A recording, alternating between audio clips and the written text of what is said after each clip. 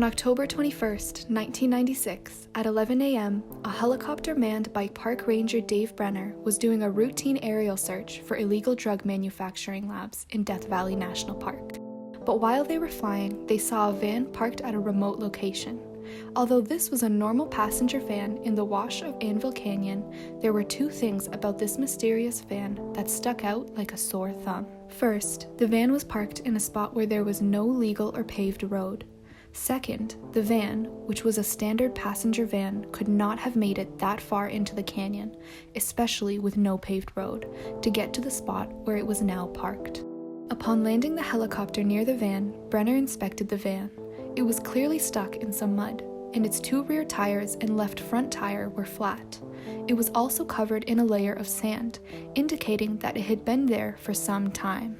After processing the license plate, the park ranger reported that it had been rented from Dollar Rent-A-Car by 4 German tourists in Los Angeles on July 8th and was supposed to be returned by July 26th. Given that the van was now stuck in the middle of Death Valley National Park, it was reported stolen because of the company's return policy. Basically, if you don't return one of their cars within 30 days of the due date, they report it to the police and declare it stolen, meaning that the van had technically been stolen only because it hadn't been returned. By checking the names of the people who rented the van, police identified the German tourists as Egbert Remkes, 34, his son George Weber, 11, Egbert's girlfriend Cornelia Mayer, 28, and her son Max Mayer, 4. Further investigation into the family showed that they had left their home in Frankfurt, Germany, and arrived in Seattle on July 8th. After arrival, they immediately flew over to Los Angeles, California, where they rented the van.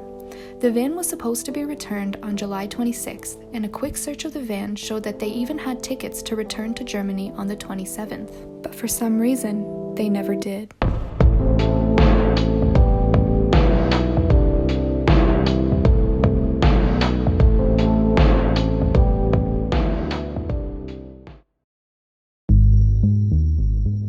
Police searched the pictures recovered on the family's camera and were able to form a partial timeline for their whereabouts since they arrived in America.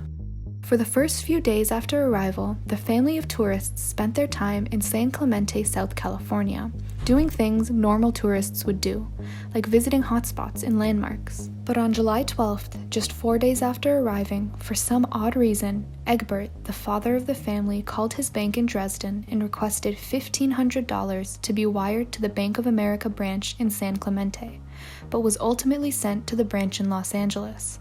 At this point, they kept traveling on the California coast before finally staying at the Treasure Island Hotel in Las Vegas. On July 22nd, the family checked out of the hotel and were planning to go to the Yosemite National Park after making a stop at Death Valley National Park on the way. Receipts from a visitor center in Death Valley seems to support this version of events, as the center confirmed that someone had bought 2 copies of Death Valley National Monument Museum text in German the day that they arrived. One of these books were even found in the deserted van. The day after the van was found, an investigator named Eric Inman and the Inyo County Sheriff's personnel flew to the location to investigate and photograph the van. There were no footprints around the van or any additional tire tracks, other than the ones that the van had already made. Upon searching the inside of the vehicle, they found many things, including the aforementioned family camera, 3 beer bottles, clothing and luggage, a leather wallet carrying a Swiss bank card, and missing sleeping bags, as well as so much more. But one discovery helped investigators pinpoint the route that the family took before their van broke down. Inside the van was an American flag labeled Butte Valley Stone Cabin. This cabin, commonly known as Geologist's Cabin, was a decent shelter 4.1 miles away from where the van currently was. This means that the family had stayed at the cabin for a while, and sometime after they had left, the van had gotten stuck in the mud. After this discovery, the van was removed from the canyon.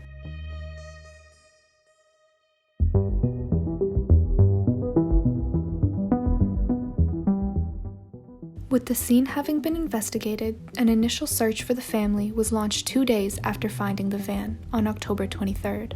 This search included the China Lake Mountain Rescue Group, 9 trackers from the Indian Wells Valley Search and Rescue Group, 8 units from the Kern County Sheriff's Mounted Search and Rescue. SAR teams from the Nye County, Nevada, and Inyo County started looking for the family or any clues as to where they might have gone.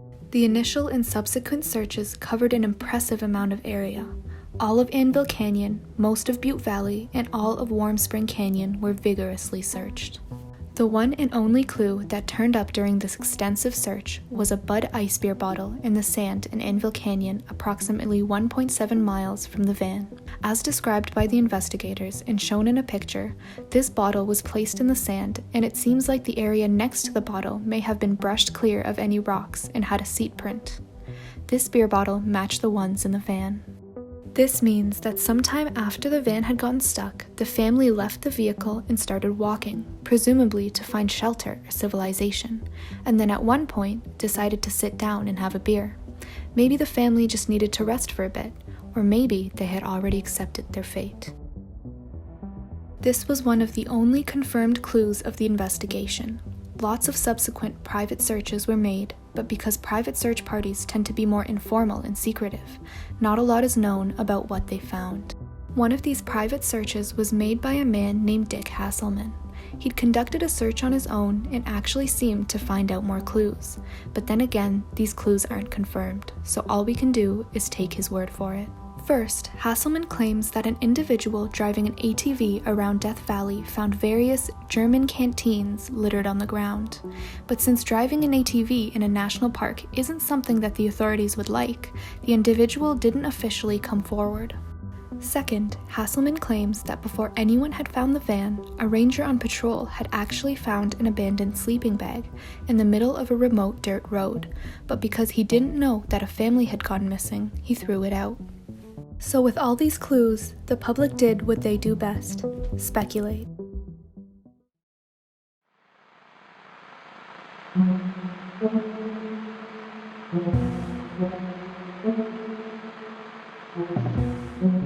The first theory is that Egbert was going to disappear and start a new life.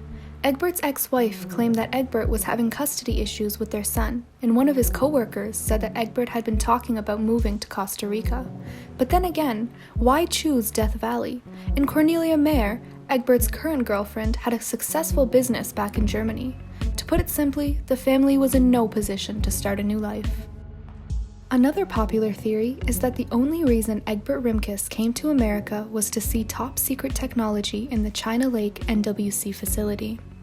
This facility was somewhat near the van, and there were some reports that Egbert had heard of the facility in Germany and was obsessed with finding out more. The general conclusion of this theory is that the family saw something that they weren't supposed to see at the facility, and they were eliminated by the government. But this theory is definitely far-fetched, even for me. After the initial and subsequent investigation by police and enthusiasts, the case fell silent and became another unsolved mystery left on the internet. That is, until 2009.